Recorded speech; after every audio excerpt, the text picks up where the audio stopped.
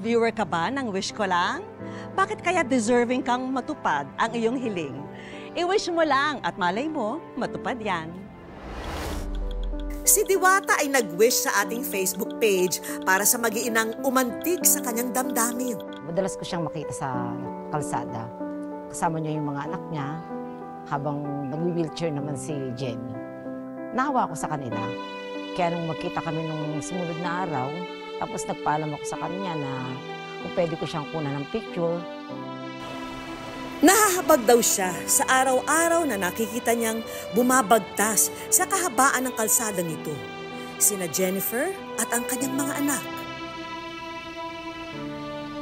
Ipinanganak si Jennifer na may pes planus deformity ang mga paa. Dahilan para maapektuhan ang kanyang pagkilos, lalo na ang paglalakad. Ano po, PWD, inborn po, type of disability, physical disability po. Di po lakad mag-isa, gabay-gabay lang po.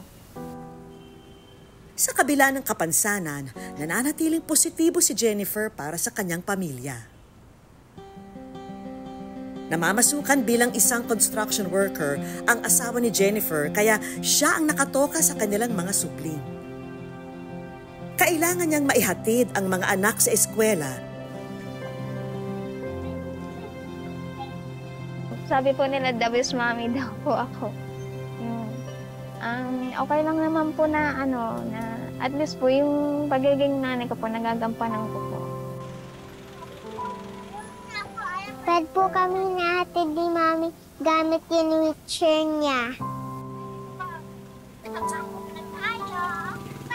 Kasi po naka-wheelchair lang po. So yung mga mami po ng pagbati ko nakakalapad po.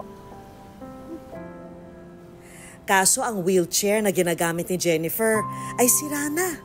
Pinagtsatsagaan na lamang nila ito dahil wala pa rin naman pambili ng kapalit. Napulatan po ako 2 days. Tapos po, kahit flat po siya, hinatid ko, sundo ko pa rin po sila. Kasi kailangan po nilang pumasok, ayaw po nilang umabsent. Yan ang nagtulak kay Diwata para mag-wish sa aming programa. Sabi ko, nanonood ako ng Wish Ko Lang, sabi ko, try ko kaya. Sabi ni Vicky Morales, bakit sa tingin mo, ikaw ang karapat-dapat matupad ang iyong wish? Tapos, the same day din na yon, nag-message ako. Ang wish ni Diwata, agad naming tutuparin.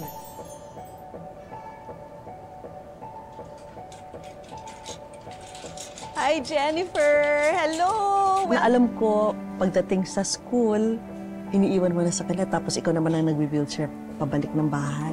Bakit mo ginagawa ito? Para po sa kanila po. Kasi bilang nanay,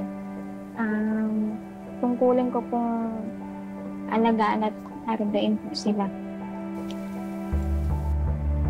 Kitang-kita ang tuwa sa mga mukha ng mag-ina nang masubukan ang bago nilang wheelchair. Happy po ako na may bago po siyang wheelchair. Pero hindi pa riyan natatapos ang aming sorpresa. May dagdag na regalo pa kaming handog para sa mag-iina.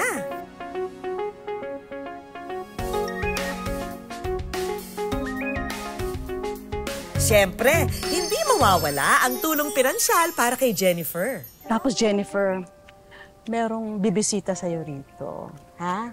Alam mo ba kung bakit meron tayong wheelchair? Dahil si Diwata ang nag-wish para sa'yo. Nawa ako, hindi ko naman sila kayang tulungan ng manggagaling sa akin. Sabi ko sa kanila, hahanap ako ng way para matulungan ko sila. Masaya lang po. Kasi, yun nga po, merong taong nagmamalasakit po sa amin. Maraming salamat po sa wish niyo po para po sa amin. Mga kapuso!